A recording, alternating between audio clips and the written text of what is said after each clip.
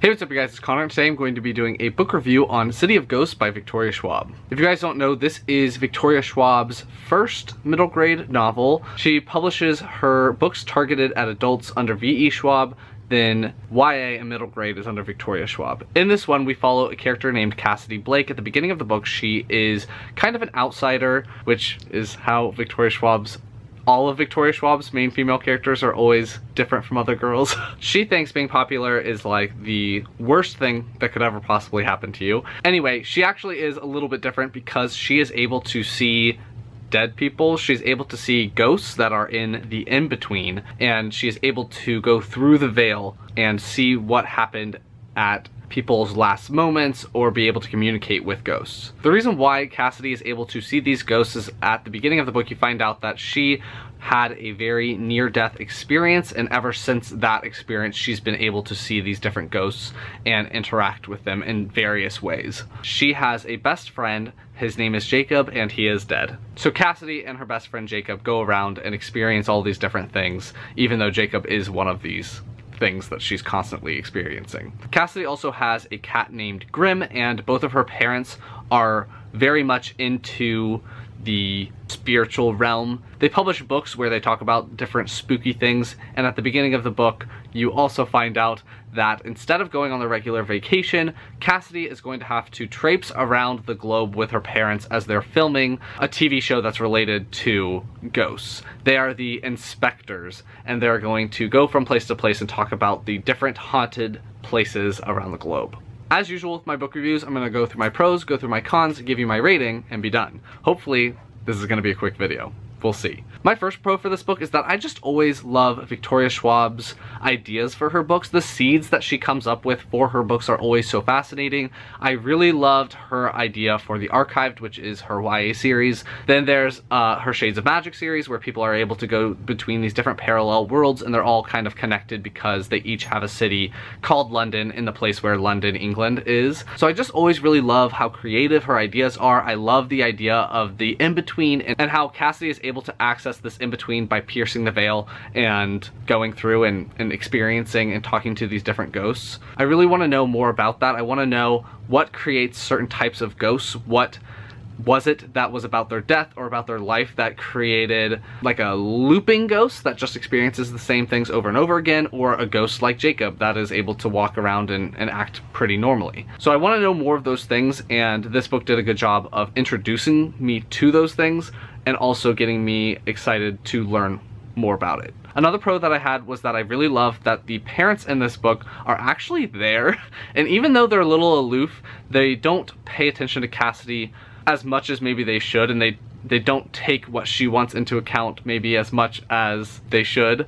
They do notice when she goes off on her own, and they do notice when she's not there or if she's in trouble, stuff like that. So I do like that the parents are there in moderation because Cassidy does have to tackle things by herself. So I liked the parents in this. I also liked that in this book Victoria has a very direct writing style. In her more recent books, especially in her adult books, she writes very repetitively, but in this book I really like that she's very direct with what's going on. She just gets to the point and the plot continues to move forward, and she doesn't go back and repeat over and over and over again. So I definitely liked the writing in this book a lot more than some of the other books that she's been writing. I liked the main theme of Cassidy trying to figure out what was going on with these powers, trying to find a purpose for her existence, I guess. And I definitely like how she's seeking a purpose, a positive purpose that feels right. I think that a lot of people want that as well. Like, once you find a job that is meaningful to you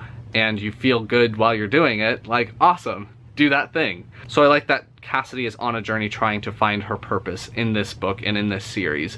So awesome. A big pro for me was that I liked the mixture between real life ghost stories that she includes in this book, as well as some of the fictionalized ones. So in this one, the main real ghost story is Burke and Hare. Those people actually did exist. They did grave rob and stuff like that. So I liked that that was included in this, but she also brought in some maybe fictionalized ghost stories. Like, I think that the Raven in Red is fictionalized. I was trying to find that ghost story and I couldn't find it anywhere. There were different versions of it and different like twists on what that story is, but I didn't see specifically the one that she was using in this book, so I liked that she had a combination of real spooky stories as well as maybe some made-up ones. Another thing that I liked was that I love when books, especially middle grade books, have pop culture references. I just think that it's a really easy way to engage the readers and keep them entertained.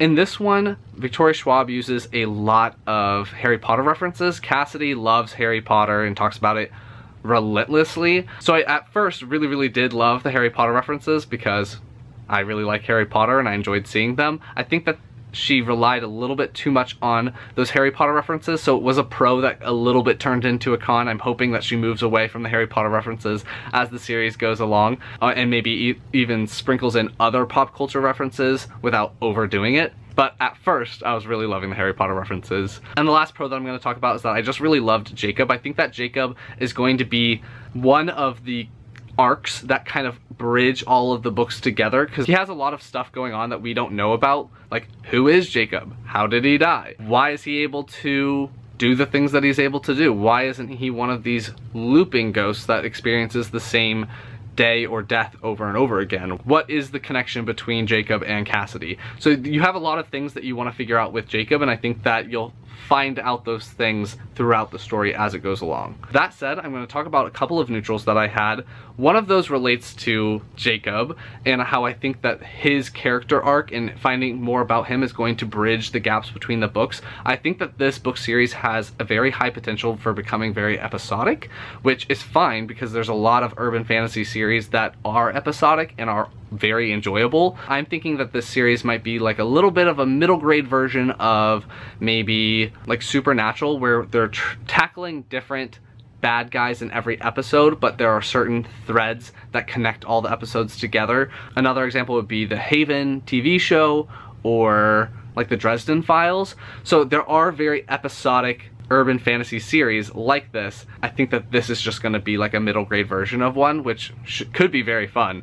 That's why it's a neutral. Another neutral that I had was that the cat seems like it's going to be such a big deal in the story. She loves this cat. The cat gets brought on the trip with them, but then the cat doesn't really do anything. So I'm not really sure why the cat is such a big deal. Maybe that'll come up in the future of the series, but it's such a prominent thing on the cover. I thought that the cat was gonna have like a bigger role, or maybe it was gonna be like a talking cat or something like that, but no, it doesn't really do anything, and it's in the crate a lot of the time and hissing and is upset a lot, but like I don't know, it's not that big of a deal. And the only other neutral that I had was that I was kind of hoping that there would be a little bit more, I guess this is really a con, so we're gonna be talking about our cons. There could have been a little bit more meat to the story.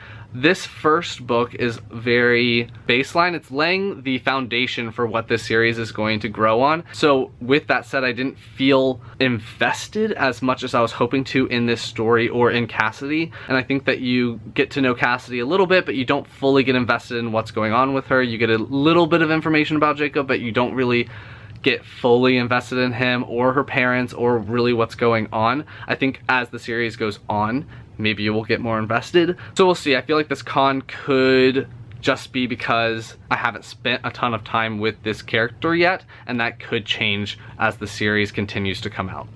We'll see. I think I was hoping that there would be a little bit more of a struggle for Cassidy to overcome the bad guy in this book, but it seemed like everything was just like, okay, and we're done.